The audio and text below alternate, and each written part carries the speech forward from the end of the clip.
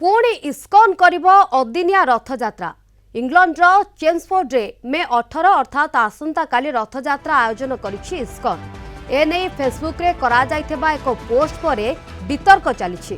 बारंबार विवाद सत्वे विदेश रे किभଳି भाबरे अदिनिया रथयात्रा पुणी आयोजन होइछि ताकु नै जगन्नाथ प्रेमी प्रश्न करिसेंते। सेहिभଳି फेसबुक रे पोस्ट होइथिबा कार्ड रे 3 रथ रे जे ठाकुरन को बसाइबा कथा ताहा बसा जाय नाही। श्री जगन्नाथंक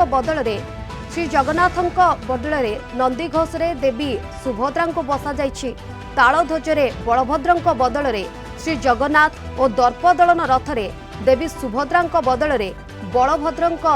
बसिथिबा फोटो शेयर करा जाइछि। वास्तव रथयात्रा बेले एपरी भूल हेले यह अक्षमणीय बोली कहिसंती जगन्नाथ भक्त। इस्कन रे एपरी अदिनिया रथयात्रा को तीव्र विरोध करिसंती श्रीमंदिर वरिष्ठ सेवायत माने।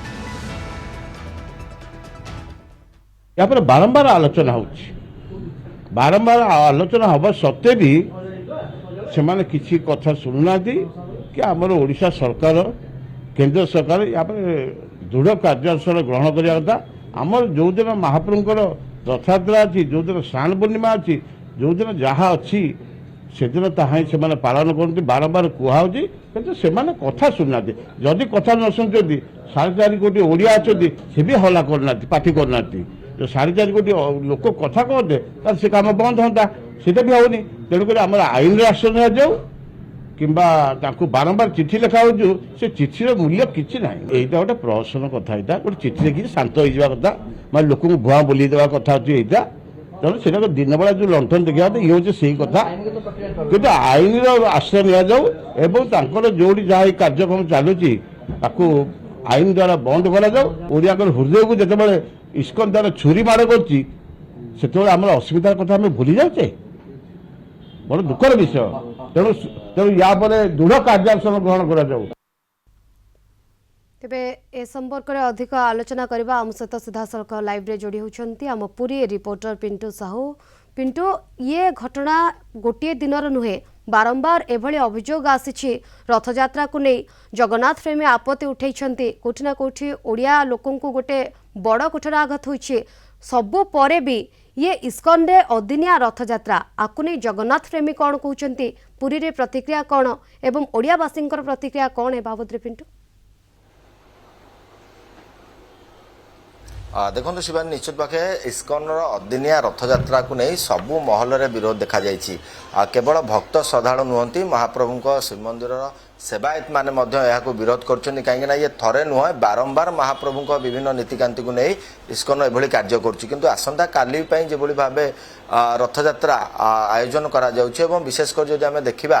रथयात्रार अदिनिया रथयात्रा करा महाप्रभु आषाढ़ शुक्ल द्वितीय तिथि रथयात्रा हुए एवं यही रथयात्रा को कदर्य करा एवं जगन्नाथ संस्कृति को नहीं अवमानना करा आम सहित श्रीमंदिर वरिष्ठ सेवायत जोड़ी हजूरी कृष्ण सुंदर खुंटिया आज्ञा कलिंग टीवी स्वागत करुचे कौन कहे बर्तमान ये जो इस्कन अदिनिया रथयात्रा यहाँ नहीं आपण मैंने केम देखते कहीं ये गोटे थर नुहे ये बारंबार देखागला। जय जगन्नाथ देखो या इस्कन आम बारंबार आलोचना कहु जो दिन रथयात्रा जो दिन स्नान पूर्णिमा से करने कि सी कथा किसी शुणुनी कि क्या कथा मानुनी जोटा कि आम बारंबार ये कथा कहूँ दाबी करूँ से ओडिशा सरकार आईन आश्रय नियंतु केंद्र सरकार भी आईन आश्रय नियंतु जोटा कि अदिनिया रथयात्रा को बंद कराऊ एवं तापर घोर दाबी करूँ 4.5 कोटी ओडियाकर आराध्य देवता जो मान हृदय अच्छे महाप्रभु ताकू भी से छुरी मारुची एवं से बंद करूनी ना चिठी अनेक आलोचना है गजपति महाराज श्रीनगर में आसी कर्तृपक्ष से जो कर्तृपक्ष आसते